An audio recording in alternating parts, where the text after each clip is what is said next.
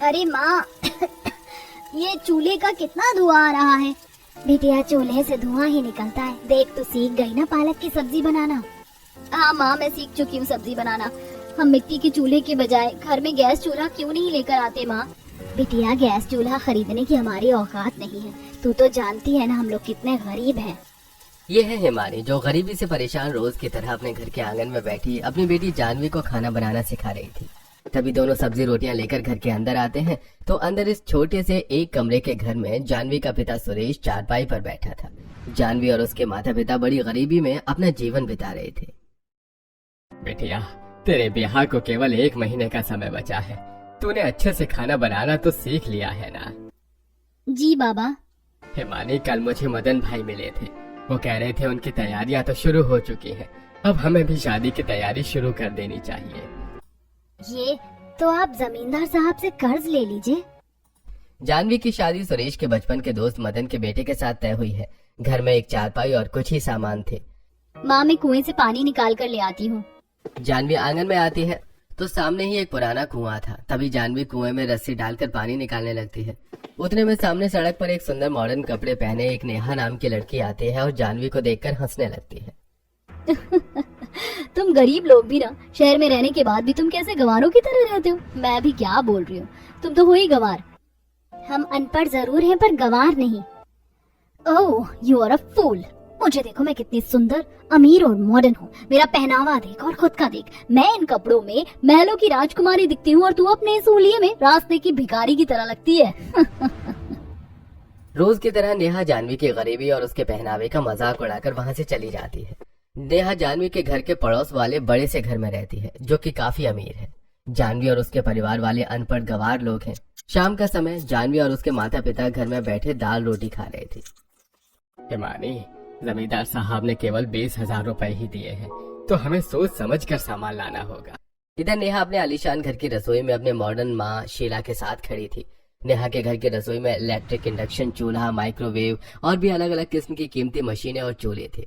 Sheila microwave में chicken burger बना रही थी। सीख लिया ना तूने माइक्रोवेव में खाना कैसे बनाते हैं। अब ससुराल जाकर मेरी नाक मत कटवा देना। डोंट वरी मॉम, मेरे ससुराल वाले काफी अमीर हैं और हमारी तरह मॉडर्न लोग हैं। वहाँ भी ऐसी ही सारी फैसिलिटीज अवेलेबल होंगी। नेहा की शादी एक अमीर परिवार के बेटे से तय हो चुकी थी। अब दोनों परिवार वाले शादी की तैयारियों में लग जाते हैं। 1 महीने बाद सुरेश हिमानी जानवी की शादी एक गरीब मिडिल क्लास परिवार के लड़के रोहन के साथ करवा देते हैं। रात का समय जानवी दुल्हन के अवतार में अपने ससुराल में बैठी थी। उसका ये ससुराल 2 कमरों का छोटा सा ससुराल है जहाँ जानवी के सास ससुर दामिनी, मदन, 2 नंद रिया, अनीता और देवर पति अजय, रोहन ये सब थे। जानवी बहू, हम जिस मोहल्ले में रहते हैं ना इसे रूपगंज मोहल्ला कहते हैं और यहाँ जिस भी घर में नई बहू आती है तो बहू की पहली रसोई में मोहल्ले की सारी औरतें उस घर में खाना खाने आती हैं। तो कल सभी औरतें हमारे घर तुम्हारे हाथ के बने पकवान खाने आएंगी। तो तुम्हें खाना तो बनाना आता है ना? हाँ हाँ माँ जी, मुझे बहुत अच्छा खाना बनाना आता है। मेरी माँ ने मुझे सब तरह का खाना बनाना सिखाया है। ये तो बड़ी अच्छी बात है भाभी। अब उनके लिए तुम रोज बोले तो दाल तड़का बनाने का। हाँ हाँ निठल्ले, हमारी बहुरिया सबके लिए बढ़िया खाना बनाएगी। अपन के दोस्त की बेटी जो है ये। रोहन के परिवार वाले भी अनपढ़ गंवार लोग हैं। रोहन तू जा और नया गैस चूल्हा लेकर आ। अब मैं बहू को मिट्टी के चूल्हे पर खाना थोड़ी ना बनाने दूंगी। हमारी बहुरिया तो एकदम नए गैस चूल्हे पर खाना बनाएगी। पर माई मेरे पास तो पैसे नहीं है, सारे पैसे शादी में उड़ गए। कोई नहीं माँ जी, मैं मिट्टी के चूल्हे पर ही खाना बना लूंगी। आप चिंता क्यों करते हो? थोड़े समय बाद जानवी रोहन अपने कमरे में चले जाते हैं। अगले दिन सवेरे दामिनी और जानवी दोनों सास बहू अपने घर के आंगन में मिट्टी के चूल्हे पर रोटियां बना रहे थे। अब आंगन में कई सारी मिट्टी थी और जानवी दामिनी उसी मिट्टी पर बैठे थे। उनके पैर हाथ सब मिट्टी में भर चुके थे। बहुरिया क्या बना रही है अब खाने में? यहाँ आसपास की औरतें सब बहुत अमीर हैं तो सब अच्छा ही खाना खाएंगे। माँ जी, मैं कढ़ी चावल, पालक की सब्जी, आलू गोभी के पराठे और पकौड़े बना लेती हूँ। अरे वाह, तुझे इतना सब आता है बनाना? हाँ माँ जी, मेरी माई ने मुझे सब बनाना सिखाया है। अरे वाह, मेरी बहुरिया तो बड़ी कमाल की है। अब सास भी अनपढ़ और बहू भी अनपढ़। तभी दोनों अनपढ़ सास बहू मिलकर खाने की तैयारी करने लगते हैं। थोड़े समय बाद वहाँ आस पड़ोस के कुछ अमीर मॉडर्न महिलाएं आती हैं। उन महिलाओं में नेहा की अमीर मॉडर्न सास रुक्मिणी भी थी। ये क्या दामिनी बहन, कम से कम अपनी बहू को तो कोई सुख देते आप। जीवन भर तो आप मिट्टी के चूल्हे पर इस मिट्टी में बैठकर खाना बनाते आ रहे हो, अब बहू आई है तो इसके लिए कोई गैस चूल्हा ही ले लेते आप। अरे ये अनपढ़ गंवार लोग कभी नहीं सुधर सकते ये हमेशा ऐसे ही गंवार के गंवार रहते हैं। ऐसा नहीं है बहनों, मैं अपनी बहुरिया के लिए नया गैस चूल्हा ला रही थी, पर इसने ही मुझे गैस चूल्हा लाने से मना कर दिया। हाँ वो का है ना कि जो मजा चूल्हे पर खाना बनाने में आवेला वो गैस चूल्हे पर नहीं आता। कि हाँ दामिनी बहन, हमें तो लगा आपकी बहू पढ़ी लिखी मॉडर्न होगी, पर आप तो बहू भी अपनी तरह अनपढ़ गंवार लेकर आई हो। सब हंसने लगते हैं। हमारी बहुरिया अनपढ़ जरूर है, पर एक काम में एक नंबर है। वो क्या कहते हैं अंग्रेजी में, परफेक्ट है। परफेक्ट नहीं, उसे परफेक्ट कहते हैं, अनपढ़ कहीं की। हाँ वही। चलो देख लेते हैं आपकी इस बहू का कमाल की इसके हाथ में कैसा स्वाद है। हाँ बिल्कुल, तुम सब दोपहर माँ हमारे घर दावत पर आ जाना, कोनो लेट नहीं करना। हमारी बहुरिया सबके लिए बढ़िया खाना बना रही है। सारी महिलाएं वहाँ से चली जाती हैं। बहुरिया देखा ना तूने कि कैसी है सब औरतें, इसीलिए अब तुझे बढ़िया स्वादिष्ट खाना बनाना होगा। चिंता ना कीजिए माँ जी, मैं ऐसा बढ़िया वाला खाना बनाऊंगी ना कि ये सब अपनी उंगलियां चाटते रह जाएंगे। तभी दोनों खाने की तैयारी करने में लग जाते हैं। थोड़े समय बाद जानवी के बनाए स्वादिष्ट पकवान की महक पड़ोस के बड़े से आलीशान घर में बैठी रुक्मिणी की सास कावेरी को आती है। कावेरी के पास उसका बेटा, बहू रश्मि रुक्मिणी, पोता विनोद और पोती निशा ये सब थे। अरे वाह, खाने की कितनी अच्छी महक आ रही है। ऐसे लग रहा है जैसे कोई बहुत ही स्वादिष्ट देसी पकवान बना रहा है। जी माँ जी, सालों बाद देसी पकवान की महक सुनकर दिल को बड़ा आनंद मिल रहा है, पर इतने स्वादिष्ट पकवान बना कौन रहा होगा। तभी निशा घर के बाहर आकर देखती है तो पड़ोस वाले छोटे से घर के आंगन में जानवी मिट्टी के चूल्हे पर ये सारे पकवान बना रही थी। तभी निशा घर में आती है। Mom you won't believe it, खाने की महक हमारे पड़ोस के गरीब घर से आ रही है। वहाँ नई बहू आई है ना, वो इतना डिलीशियस खाना बना रही है। क्या बात कर रही हो, वो गरीब गंवार जानवी वो इतने अच्छे पकवान बना रही है। दोपहर का समय दोनों सास बहू मिलकर चूल्हे पर रोटियां बना रही थी। तभी वहाँ आस पड़ोस वाली सारी महिलाएं आती हैं। आप लोग अंदर घर में बैठ जाइए, हम आपके लिए गरम वाले पराठे लेकर आते हैं। अरे नहीं, मुझे नहीं खाना इनके हाथ का बना खाना। देखो कैसी गंदगी और धूल मिट्टी में बैठ कर खाना बना रहे। आधी मिट्टी तो इनके हाथ पैर से खाने में गिरती जा रही होगी।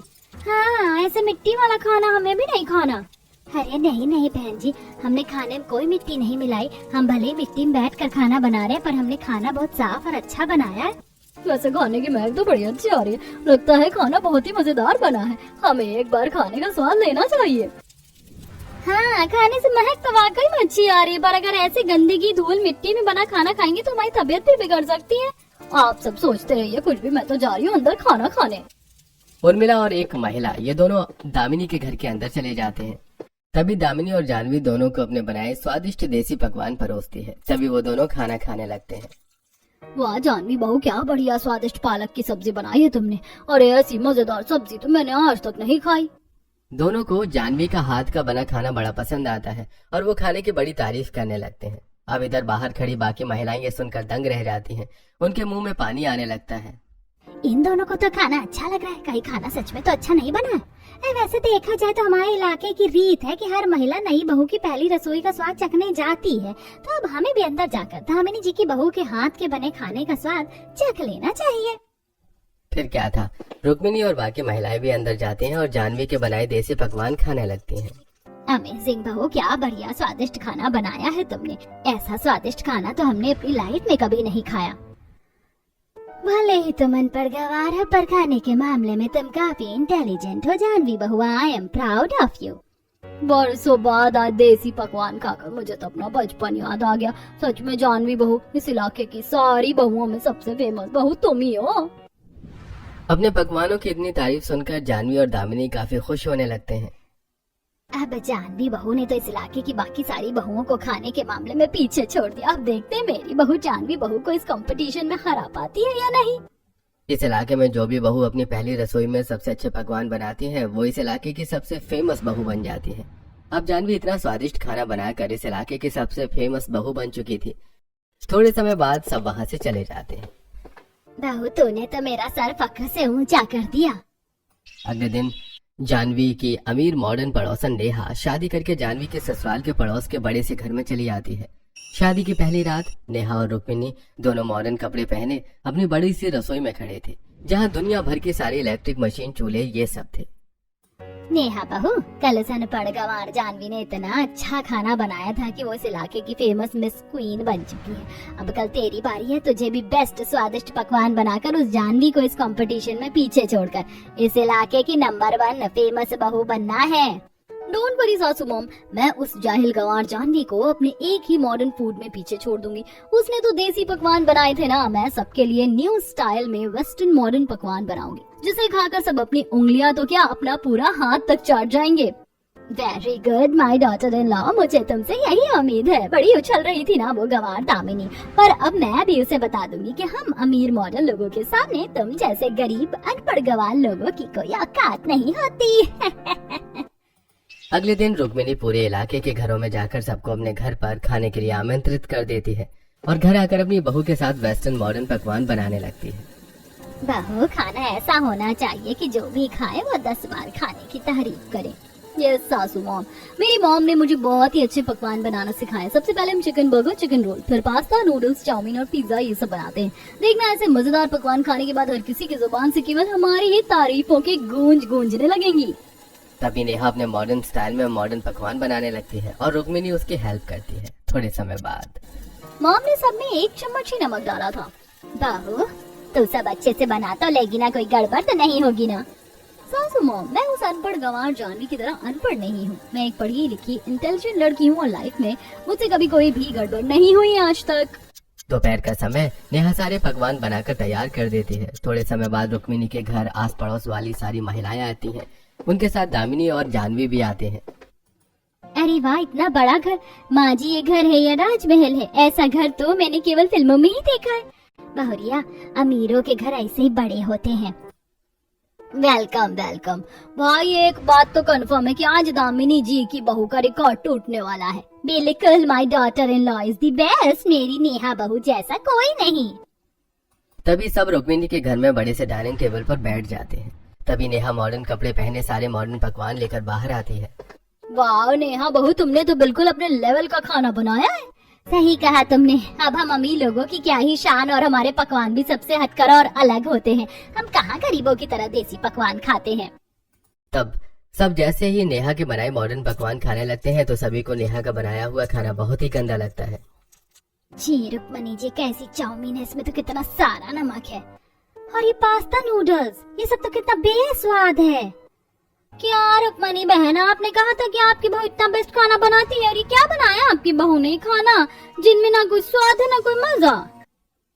इससे तो अच्छा हम अपने घर में बाहर से खाना ऑर्डर करके मंगवा के खा लेते। रुक्मणी जी, आपकी बहू खाने के मामले में 0 है। ये तो पूरी तरह से कंपटीशन में फेल हो चुकी है। ये सुनकर रुक्मिणी गुस्से से आग बबूला होने लगती है। ओह गॉड, ये क्या हो गया? मैंने तो सारा खाना वैसे ही बनाया था जैसे मॉम ने मुझे सिखाया था। फिर खाने के साथ इतनी बड़ी मिस्टेक कैसे हो गई? नेहा ने सबके लिए इतना प्रेम से खाना बनाया, अब खाने में थोड़ा नमक मिर्च ज्यादा हो गया तो क्या हुआ? हमें नेहा की मेहनत और लगन की तारीफ करनी चाहिए कि उसने कोशिश की ये सब बनाने की, क्योंकि ऐसे मामले में अक्सर इंसान को घबराहट बहुत ज्यादा होती है। ऐसी कोई बात नहीं बहू, अब तू इस नेहा की तरह पढ़ी लिखी मॉडर्न भी नहीं है, फिर भी तूने कितना स्वादिष्ट खाना बनाया था कि हम चाहकर भी खुद को तेरे हाथ के बने पकवान खाने से रोक नहीं पाए थे। चलिए सब यहाँ से, बेवजह हमारा इतना टाइम वेस्ट हो गया। सब बड़बड़ाते हुए वहाँ से चले जाते हैं। अपना इतना अपमान देखकर रुक्मिणी गुस्से से आग बबूला हो जाती है।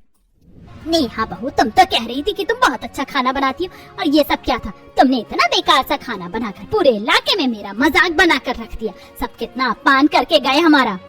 सॉरी सासू मॉम, मुझे भी आइडिया नहीं था कि ऐसा हो जाएगा। वाट सॉरी बहू, तुमसे तो अच्छी वो अनपढ़ गंवार जानवी है जिसने देसी ही सही पर ऐसा खाना बनाया था कि हर कोई उसकी तारीफों के फूल अपने मुँह से बरसा रहा था। और एक तुम हो जो बस मॉडर्न कपड़े पहनने में, अपना मेकअप करने में ही माहिर हो। इतना कहकर रुक्मिणी अपने कमरे में चली जाती है। ये क्या हो गया मुझसे?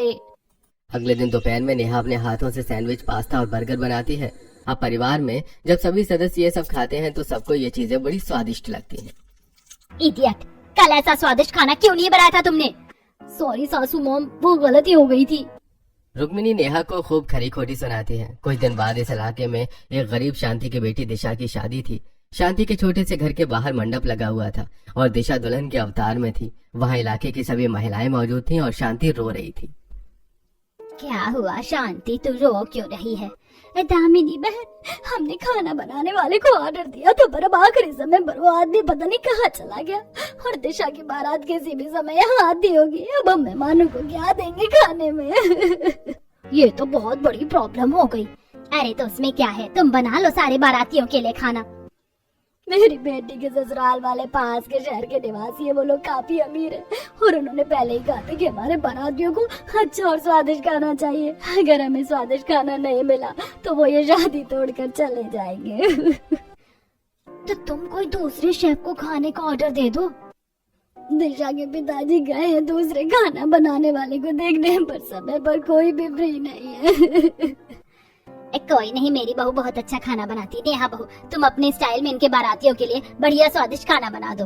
अरे नहीं, नेहा बहू के हाथ में जरा भी स्वाद नहीं। अगर बाराती इसके हाथ के बने पकवान खाएंगे तो तुरंत ही वो रिश्ता तोड़कर चले जाएंगे। खाने की व्यवस्था दामिनी जी की बहू जानवी करेगी। हम सब ने देखा कि जानवी बहू कितना स्वादिष्ट खाना बनाती है। हाँ जानवी बहू, तेरे हाथों में सच में बहुत अच्छा स्वाद है। मेरी बेटी की खातिर उसके बारातियों के लिए खाने की व्यवस्था कर दे बहू। ठीक है काकी जी, मैं बना देती हूँ खाना। तभी जानवी सारे बारातियों के लिए खाने की व्यवस्था करने में लग जाती है। उसके साथ इलाके की कई सारी महिलाएं उसकी सहायता करने लगती हैं। अब ये देखकर नेहा को बड़ा गुस्सा आता है। करीब 2 घंटे की कड़ी मेहनत के बाद जानवी अपने देसी स्टाइल में चिकन टिक्का, बिरयानी, पुलाव, सब्जी और हलवा बना लेती है। हलवा एक बर्तन में अलग से रखा हुआ था। बड़ी तारीफों के गुण गाए जा रहे हैं ना इस गंवार जानवी के। अब देखना कैसे मैं इसे सबक सिखाती हूँ। तभी नेहा चूहे मारने वाली दवाई लेकर आती है और चुपके से जैसे ही हलवे के बर्तन में वो दवाई डालने लगती है, तभी रुक्मिणी उसे पकड़ लेती है। सासू मॉम, ये क्या कर रही है तू बहू? तू जानवी बहू के बनाए हलवे में जहर मिला रही थी। सासू मॉम, मैं इस जानवी के बनाए खाने को खराब कर रही हूँ ताकि जितने लोग इसकी वाहवाही कर रहे हैं ना, तो सब इस पर तू करने लग जाएं। तभी रुक्मिणी नेहा को जोरदार चांटा मार देती है। ये देखकर वहाँ खड़े सभी लोग दंग रह जाते हैं। अरे अगर तुम्हें इस इलाके की फेमस बहू बनना है ना नेहा बहू, तो जानवी बहू के साथ ऐसे चीटिंग करके उसे सबकी नजरों में गिराकर फेमस बनने का कोई फायदा नहीं। अपने अंदर वो काबिलियत पैदा करो जैसे जानवी बहू में। वो तो अनपढ़ गंवार है, फिर भी अपनी अच्छाई, अपने हुनर से आज वो यहाँ सबके दिलों में छाई हुई है। पर तुम तो पढ़ी लिखी हो ना, तुम्हें ऐसी घिनौनी हरकत करते हुए शर्म नहीं आई? ये सुनकर सारी महिलाएं तालियां बजाने लगती हैं। सॉरी सासू मॉम, मैं आगे से ऐसी गलती नहीं करूंगी। नेहा वहाँ से चली जाती है। सॉरी जानवी बहू, अपनी बहू की ओर से मैं तुमसे माफी मांगती हूँ। अरे नहीं काकी जी, आप माफी मत मांगिए। हम बड़े खुश नसीब हैं जानवी बहू के हमारे इलाके में तुम्हारे रूप में इतनी प्यारी और संस्कारी बहू आ गई। इस इलाके की सभी बहुओं को तुमसे सीख लेनी चाहिए। तभी सब जानवी की खूब तारीफ करने लगते हैं। उसके बाद सारे बाराती आते हैं और सबको जानवी के बनाए पकवान बहुत अच्छे लगते हैं। इसके बाद इस इलाके की हर बहू जानवी की तरह बनने की कोशिश करती है और उसकी तरह स्वादिष्ट खाना बनाना सीखने लगती है। दोस्तों, आपको वीडियो अच्छी लगी तो चैनल को सब्सक्राइब करके जरूर जाएं।